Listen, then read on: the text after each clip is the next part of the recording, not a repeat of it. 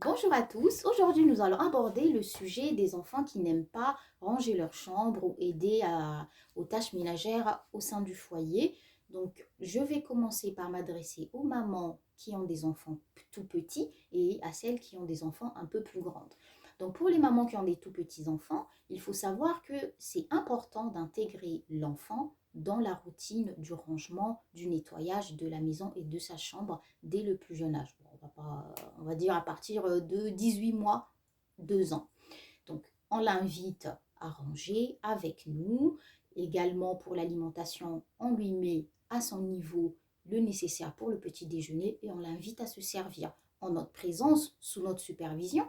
Donc, on l'invite, sers-toi, fais ceci, mon chéri, lave-toi les mains. On organise tout un univers qui est au niveau de l'enfant, à sa hauteur, je veux dire, pour qu'il puisse aller faire les choses de lui-même, se laver les mains, se rincer la bouche, se brosser les dents, se ranger sa chambre, faire son lit, euh, organiser un peu sa petite vie et tout ça en l'accompagnant. Donc c'est ce que suggère notamment la pédagogie Montessori.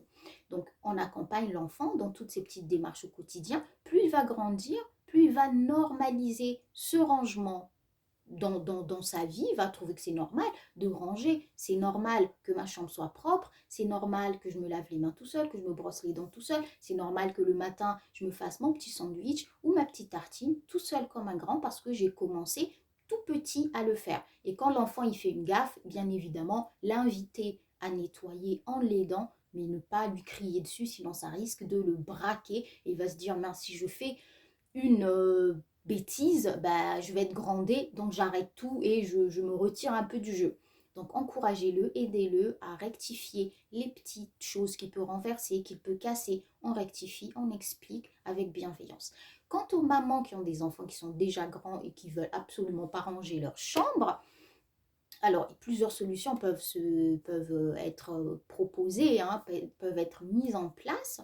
Donc la première, et d'imposer, parce qu'à un moment donné, il faut aussi imposer les choses. On ne peut pas non plus être tout le temps dans le oui, oui, non, on impose. Tu fais ta chambre parce que c'est comme ça. Parce qu'il y aura des bactéries, il y aura des cochonneries, des cafards, tout et n'importe quoi, des souris, des fourmis dans la chambre. Donc, expliquer à l'enfant que l'hygiène, c'est important. Pourquoi est-ce que c'est important? Lui expliquer, l'inviter à le faire, imposer aussi parfois les choses et petit à petit, bah, il va normaliser. Et l'enfant, à partir d'un certain âge, à l'adolescence, il commence à comprendre aussi l'importance de l'hygiène. Il se dit, ben oui, je me sens mieux dans une chambre propre, mieux dans des draps changés. Et vu que maman va pas être là tout le temps derrière les enfants à tout faire à leur place, ni papa non plus d'ailleurs, ben, il va commencer à faire les choses. Lui faire confiance. S'il fait mal les choses de façon maladroite, félicitez et ne dites rien. Parce qu'on a souvent envie, on a souvent cette envie-là de dire c'est mal fait, c'est pas assez bien fait, tu as pas fait ceci, ça c'est.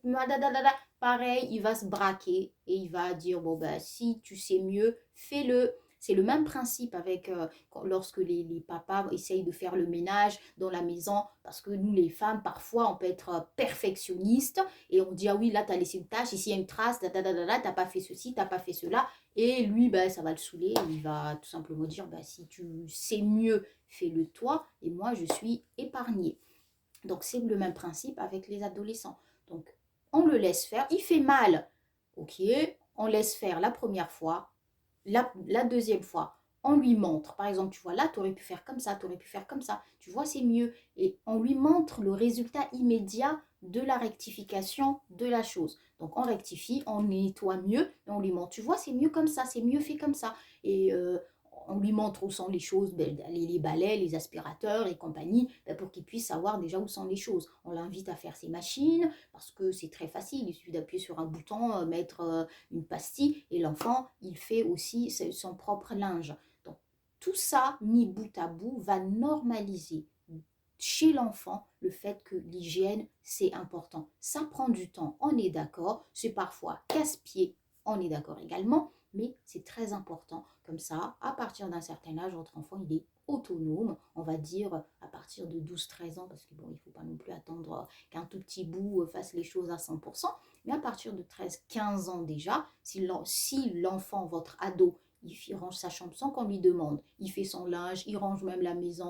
Et certaines filles peuvent même commencer à cuisiner le petit déjeuner et compagnie. Ben, on est aux anges, on est d'accord que c'est très bien. Et je ne suis pas en train de dire qu'il faut esclavagiser vos enfants ou qu'il faut qu'ils puissent faire tout à votre place. C'est dans leur propre intérêt et dans le vôtre que vos enfants soient autonomes. Parce que, admettons, votre enfant part à l'université, je ne sais où, ben, il arrive, il ne sait pas ranger, il ne sait pas faire, sait pas faire à manger, il ne sait pas faire le ménage. Il fait comment le petit loup ou la petite puce, elle fait comment toute seule dans une ville? Ben, elle va manger du Uber Eats, elle va manger des foutaises qu'elle ramasse n'importe où, tomber malade, grossir et compagnie. Donc, ça, c'est pas très conseillé de lâcher les enfants dans le monde des adultes sans aucun bagage. Certes, il y a des enfants qui n'aiment pas du tout participer, mais il faut quand même essayer de mettre en place des choses obligatoires à faire dans la maison. Sortir les poubelles, débarrasser, un minimum pour que quand votre enfant va partir, qu'il soit quand même autonome et qu'il ait l'intelligence de la vie. Parce que, ok, on peut avoir les diplômes qu'on veut, mais l'intelligence de la vie, c'est aussi être propre, savoir bien manger, bien parler, savoir se tenir, savoir dire bonjour, au revoir. Et toutes ces choses ne s'apprennent qu'à la maison. Voilà, donc n'hésitez pas à vous abonner pour d'autres vidéos. C'était Tata Azou.